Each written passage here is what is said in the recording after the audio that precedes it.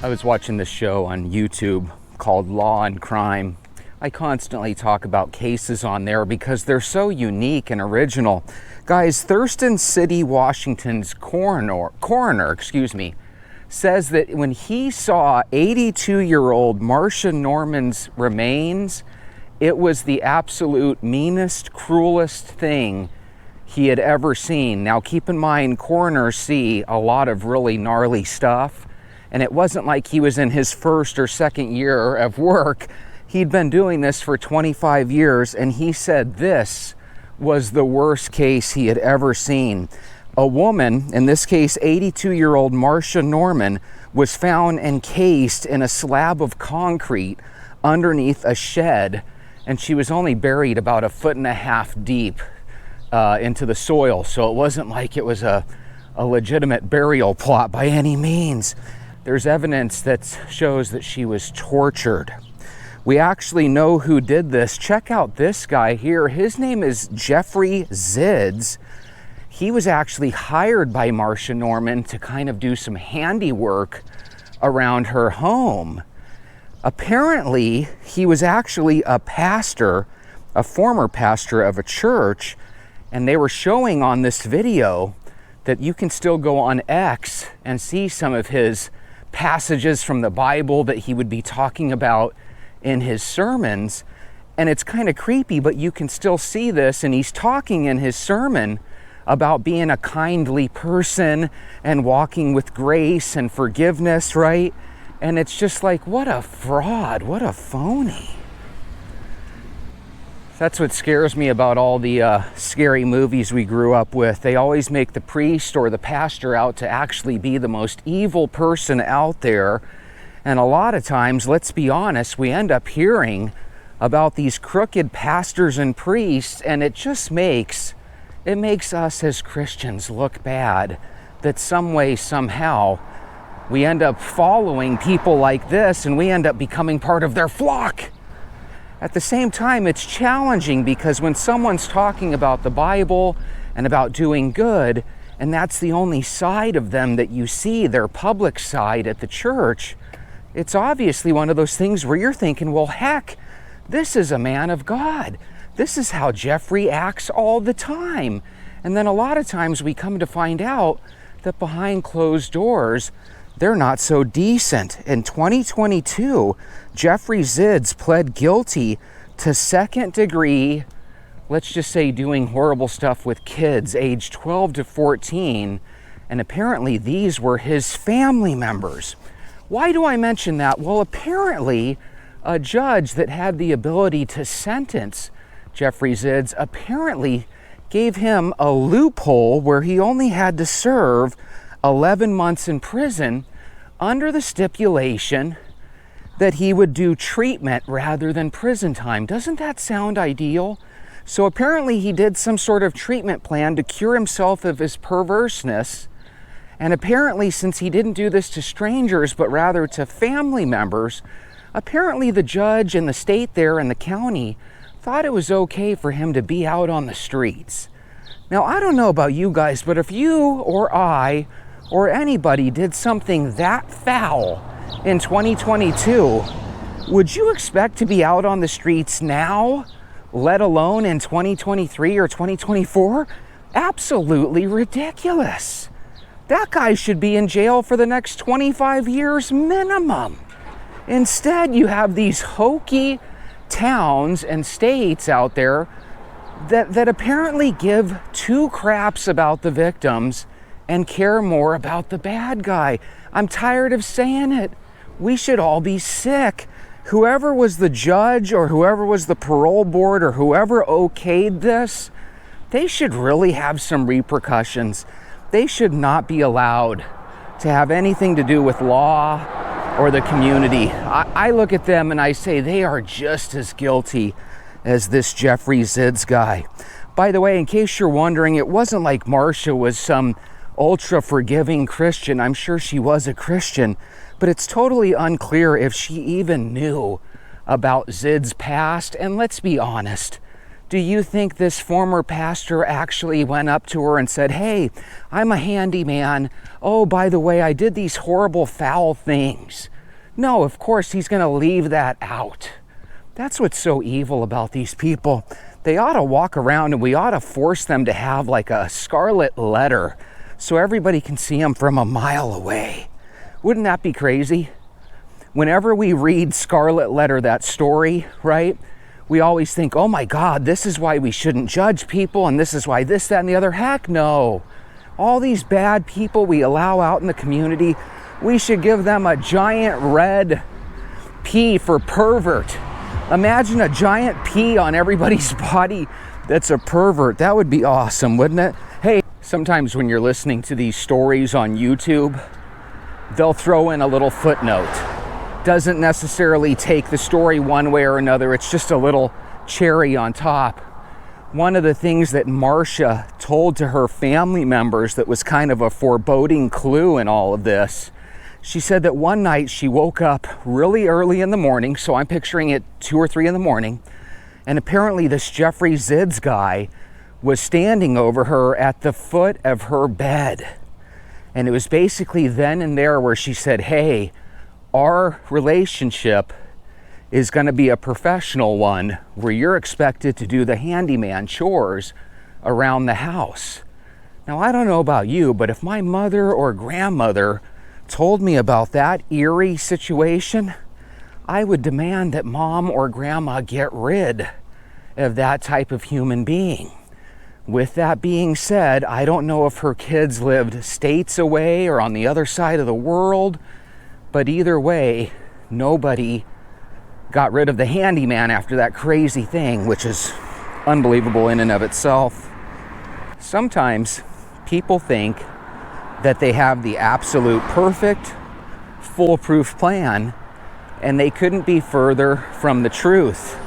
They were able to use her Apple Watch or her Apple ID, and they were able to determine based on some empty pill bottles in her house that the last time she took her medication and the last time this Apple ID noted her existence on the earth was April 1st.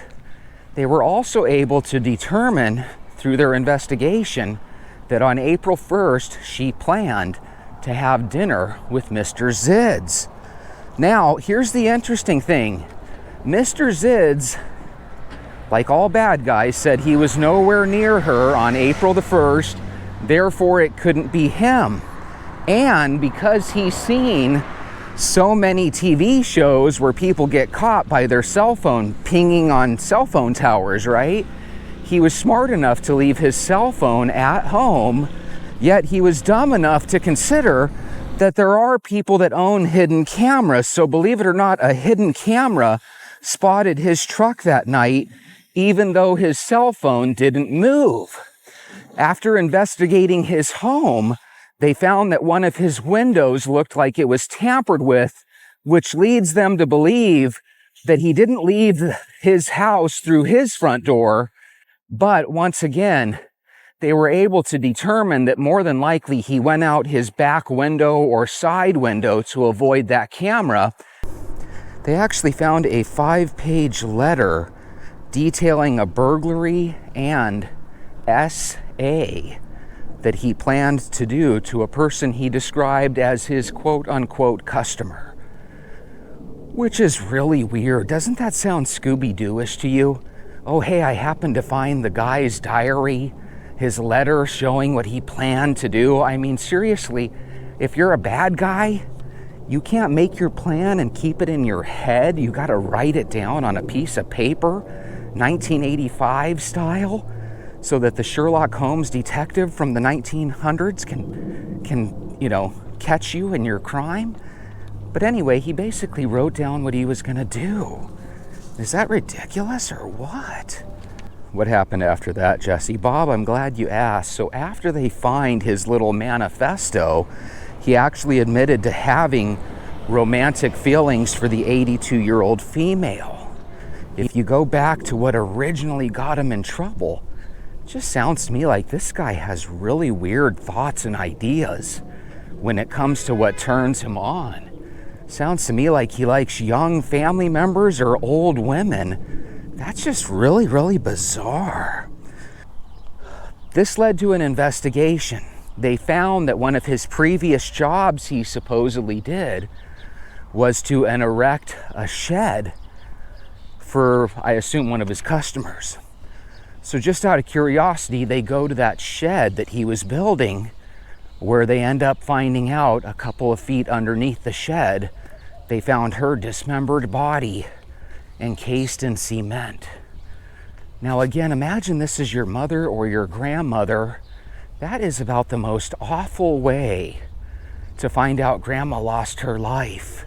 And again, the coroner was able to ascertain through the evidence he looked at that apparently before she was encased in cement, he tortured her with a lot of blunt force trauma to the body and ultimately to the head and skull area.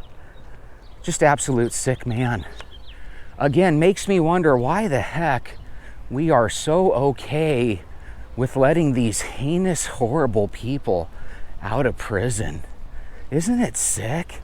Do you realize that every single day we could talk about people that are just like this, that don't value anybody's life at all, and in almost every case you find out that some judge or some parole board let them off. Just really sick. Here's the thing that makes me so grossed out. These judges that give everybody a second and third and 45th chance, we hold them up and we celebrate them like they are so fair and righteous. And I just think the absolute opposite. I literally equate the people that let these vermin out, I literally equate them to just as worse as the animals themselves. Does anyone agree with me? If you have a hand in getting these people out even one day earlier than they deserve to be out, God, you're just a disgusting human being as far as I'm concerned. This guy goes into prison in 2022, and then because he's willing to go through a treatment plan, which, hell, I think I'd rather have a treatment plan than prison too. Wouldn't everybody out there? So this guy goes through a treatment plan, and you guys let him out about a year later so that he can do this horrible stuff to this lady. God, I hope this lady sues the state and the county for a good amount of money. Do I think that they need to sue for hundreds of millions? No, but they need to sue for a good amount of money. And I really think we need to revisit how we judge our own judges and parole boards. There needs to be some sort of score kept on what they do. And I think some of them need to be punished. I really do. Jesse, you sound evil. They are so lucky that Jesse is not king. We would have a lot of judges that would be in prison. Norse practitioner Nikki says the evil in this world just keeps getting more and more horrific.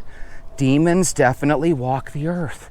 You know, a lot of these demons wouldn't be able to do half the damage they do if these evil judges and parole boards weren't so darn forgiving.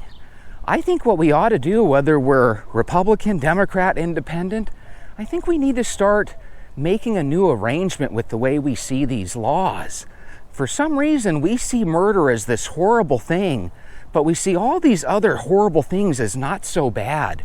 We need to start seeing murder, what people do to children and stuff. We need to put that all in the same box of awful, and we need to quit letting these people back out onto the streets to do horrible things.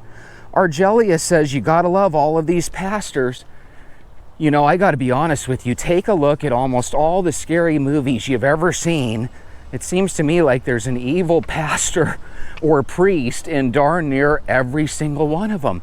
It's that one role where you can't afford to have these type of people get up to that level of power, yet every single day it seems we're hearing about some crooked pastor.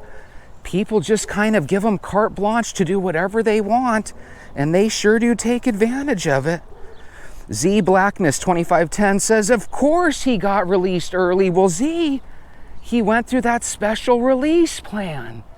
He was able to get out of prison by simply going to therapy. What's wrong with that? William McAdoo says it's awful to live to be 82 only to die like this. Probably just a sweet old lady who offered him a plate of food. You're probably exactly right. Probably started off with a plate of food and a story about how he was down on his luck and mistreated horribly, and she probably ate it hook, line, and sinker, and now she's encased in cement. Darlene Loves Jesus says, I've been praying for her family. I live nearby. I saw this on the local news, and I'm just absolutely so sorry. Wouldn't that be sad? She probably saw this lady a handful of times at the local supermarket and probably never thought anything of it. Well, that's what happens in the world. You get these nice old ladies, they're all alone, there's nobody to help them, and pretty soon these scuzz bucket people end up taking advantage of them. And is it just me, or is it always a handyman? I never trust when people come knocking on the door saying, hey, I'm a handyman, you got anything for me to do?